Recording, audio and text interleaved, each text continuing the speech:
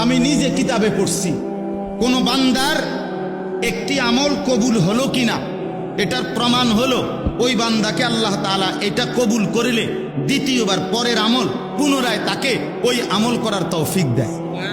এজন্য যার ফজরের নামাজ কবুল হইছে তাকে আল্লাহ জোহর করার তৌফিক দেয়, যার জোহর কবুল হইছে তারে আল্লাহ আসর করার তৌফিক দেয়, যার আসর কবুল হইছে আল্লাহ তারে মাগরিব করার তৌফিক দেয়, যার মাগরিব কবুল হইছে আল্লাহ তারে এশার নামাজ পড়ার তৌফিক দেয়। তাহলে আমনে চান্দু শুক্রবারের 2 রাকাত নামাজ পড়া আগে দিয়েও ফজর পড়েন নাই, পরে দিয়েও আসর পড়েন নাই, মাগরিব করেন নাই, সারা সপ্তাহ নামাজ পড়েন নাই, আমনের জুমার নামাজের কি দশা আমনে বুঝেন?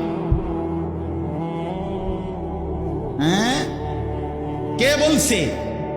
এই যুবক ছেলেরা, তোমরা যারা শুধু জুমার নামাজ পড়ো অথবা মাঝ বয়সী যারা আপনারা যারা শুধু শুক্রবারের 2 রাকাত নামাজ পড়েন, এটা আপনাদেরকে কে শিখাইছে বলেন?